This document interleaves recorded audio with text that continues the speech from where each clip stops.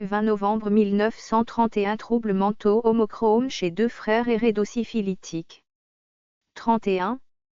Observation par P. Schiff, Madame Schiff-Werthemer et Gilles Lacan lors de la séance du 20 novembre 1930 à la Société de psychiatrie de Paris, paru dans l'Encéphale, 1931, pp 151 à 154. 151, chez deux frères, séparés par une différence d'âge de 2 ans et qui ont pu être observés durant une longue période, nous avons constaté le même ensemble de troubles. Instabilité, perversions instinctives, arriération physique et psychique qui signalent le déséquilibre mental constitutionnel. Plusieurs points sont à relever dans l'histoire de ces jeunes gens.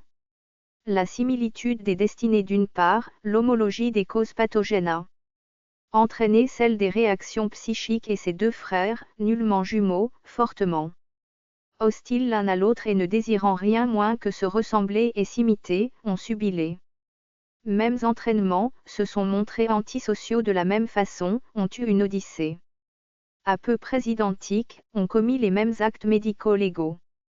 D'autre part, les difficultés du diagnostic étiologique sont à noter, l'origine précise des troubles chez le premier sujet n'a pu être prouvée que par l'examen du second. Les deux frères, enfin, ont présenté des crises, dont la valeur clinique est d'appréciation délicate. L'aîné, Eugène T. 20 ans a été suivi par l'un de nous à intervalles plus ou moins réguliers pendant 4 ans. Il a les antécédents suivants, convulsions dans la première enfance, cependant. Développement physique normal, première scolarité normale, puis vers la 11e année se manifeste un fléchissement de l'attention et une tendance à l'indiscipline. C'est à ce moment, semble-t-il, les renseignements fournis par la famille sont abondants mais parfois contradictoires qu'il aurait fait un épisode infectieux, avec fièvre pendant 8 jours, insomnie totale, diplopie, phase consécutive de somnolence diurne pendant plusieurs semaines. Après cette maladie, l'enfant, jusque-là bien noté, ne veut plus se préparer au certificat d'études et est placé d'emblée dans une école de préapprentissage.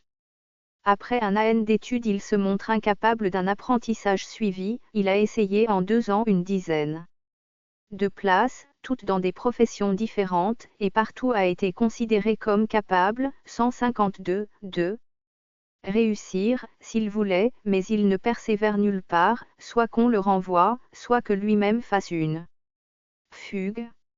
À partir de la 14e année, il quitte en effet de temps à autre le domicile familial pour des escapades d'une ou plusieurs journées. 2 de ces fugues ont même duré des semaines, il prétend gagner sa vie tout seul, a un besoin de grand air, vagabonde le long des routes et semble avoir commis des actes médico-légaux au sujet desquels il fait des déclarations que des contrôles ont prouvées mensongères. Étant donné sa hâblerie mythomaniaque, la vanité qu'il tire de ses perversions, la difficulté d'enquête lointaine de vérification, il est difficile de se rendre un compte exact des méfaits qu'il a réellement accomplis.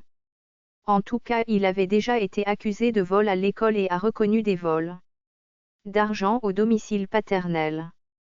Placé dans diverses œuvres de relèvement, dans des patronages, à la campagne, il s'y est montré insupportable, intervenant sans cesse dans la marche des services. Inamendable et, malgré ses protestations et promesses de réforme, inintimidable, opposant aux diverses méthodes d'éducation, indiscipline et instabilité, une mendicité tantôt utilitaire, tantôt gratuite. Une nocivité maligne qui vont s'aggravant et paraissent être plus accusées encore dans le milieu familial. Il y est constamment agressif vis-à-vis de sa mère, et aussi de son frère cadet, Véops numéro 2. Qu'il paraît, au moins pendant de longues périodes, détester. Il est sujet à des accès de colère paroxystique où il profère des menaces de mort et se livre à des voies de fait sur l'entourage. Au point de vue intellectuel, pas d'arriération nette, les réponses aux tests de terrement sont celles de la moyenne des sujets de son âge. Il s'estime malade, accuse des étourdissements, des céphalées, des lipothymies, mais on ne constate aucun signe caractéristique d'épilepsie jusqu'en ces dernières semaines ou, après des excès alcooliques.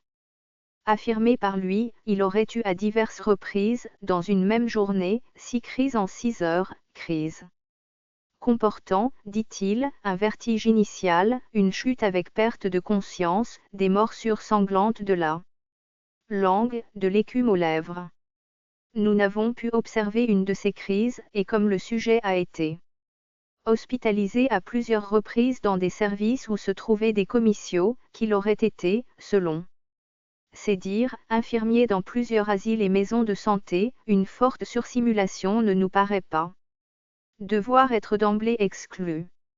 Au point de vue physique, c'est un adolescent d'aspect gracile, avec un retard du développement pileux, un faciès adénoïde à voûte palatino-ogivale et prognatisme du maxillaire supérieur. Les examens biologiques, à part une albuminorachie discrète, donnent des résultats normaux. Sang, uréa 0,170/00 réaction de Bordey-Wasserman, de Sache-Georgie, de Besseredka négative.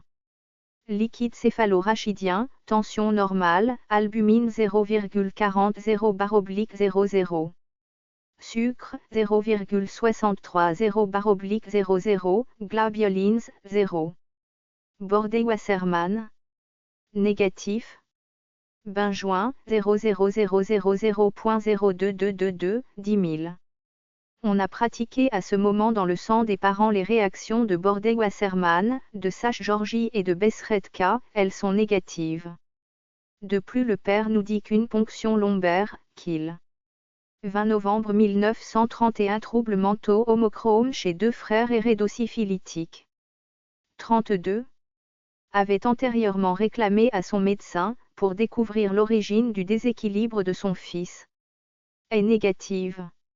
Nous avons suspecté chez Eugène T une syphilis blastotoxique ou transplacentaire.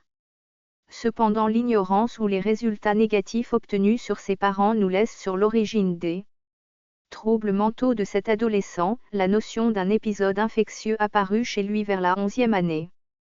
Porte à attribuer une particulière importance aux résultats de l'examen oculaire. Le réflexe photomoteur est, aux 2 pupilles, vif mais incomplet et parfois il tient mal. Ce signe pourrait être considéré comme la phase toute initiale d'un signe d'argile, mais il se trouve aussi dans les cas d'encéphalite épidémique. En outre, Madame Schiff-Werthemer a constaté que les mouvements de convergence sont insuffisants et qu'après les efforts de convergence des secousses nystagmiformes de grande amplitude apparaissent dans le regard latéral. C'est là un trouble fonctionnel qui paraît avoir été signalé jusqu'ici dans l'encéphalite épidémique. Seulement, et nous avons d'abord conclu qu'Eugène, 153, T a été atteint d'une encéphalite épidémique. Frust qui n'a pas réagi sur l'intelligence mais a entraîné une détérioration tardive du caractère. Détérioration devenue manifeste, comme il est fréquent, après un temps de latence et au moment de la crise pubérale. Ces conclusions provisoires sont révisées quand nous avons à traiter son frère. Observation 2.2 ans après Eugène, en effet, son frère Raoul entre à l'hôpital Henri Roussel. Pour des désordres identiques de la conduite et du caractère. D'emblée on constate à l'examen physique une certaine ressemblance d'aspect, mais ce qui frappe chez le cadet ce sont, à la mâchoire supérieure, 2 incisives du chin sont typiques, avec incisure semi-lunaire en coup d'ongle. L'imprégnation hérédosyphilitique est chez lui évidente. Les dystrophies crâniennes sont plus accusées que chez Eugène, son liquide céphalorachidien, par ailleurs normal, contient 5 lymphocytes. Au même 3. Dans le sang on trouve une réaction de Bordey-Wasserman négative mais une réaction de Meinig est partiellement positive. Enfin, l'examen oculaire montre un signe d'Argyll-Robertson complet, pupille déformée, réflexe photomoteur presque nul avec réaction pupillaire conservée à l'accommodation ou convergence. En outre, il existe un petit strabisme converge. L'histoire clinique de Raoul est la suivante. Né à terme. Retard de la parole et de la marche. Péritonite. Tuberculeuse à 6 ans. Pattes lombaires, vers 8 ans. Scolarité jusqu'à 14 ans, apprend mal, est incapable de passer le certificat d'études. Très bon caractère jusqu'à 15 ans, mais à partir de ce moment, à la crise pubérale de nouveau, changement de caractère, inadaptation sociale complète, instabilité mentale et motrice, indocilité continue, grossièreté, fugue, mensonge, vol répété et commis avec artifice. Sabotage de machines dans les ateliers où il est employé, est renvoyé de partout, 16 places et 10 métiers différents en 2 ans. Relation suspecte pour finir, après avoir quitté la maison paternelle, il devient, contre la nourriture et le couchage, plongeur dans un bar mal famé. Récemment, crise multiple, semblable à celle de son frère, lors de la première il a avoué à son père qu'il avait simulé. Outre son instabilité, Raoul présente une arriération psychique plus nette que son aîné et qui est d'ordre intellectuel autant que volontaire. Ses réponses aux tests de Terrement sont nettement inférieures à la normale. La diminution de l'intelligence s'accuse d'ailleurs progressivement dans la lignée T, après Eugène et Raoul se place un troisième fils, Tony, âgé de 11 ans, à la face dissymétrique, porteur d'un tubercule de Carabelli à droite, doux, apathique, qui a dû redoubler une classe et dont l'âge mental, au point de vue clinique comme au test de Terrement, ne dépasse pas 8 ans. Les réactions biologiques sont négatives chez lui, comme chez la dernière née, une sur de 6 ans qui témoigne aussi d'un retard intellectuel, retard survenu chez elle plus précocement que chez ses 3 frères. Un traitement spécifique a été entrepris chez tous les enfants, il n'a chez les aînés amené jusqu'ici aucune amélioration. La tare syphilitique nous paraît peser sur toute la descendance T et conditionner en particulier le déséquilibre mental, constitutionnel, des 2 aînés, déséquilibre qui s'est manifesté surtout à la puberté et les a entraînés dans des odyssées médico-légales identiques.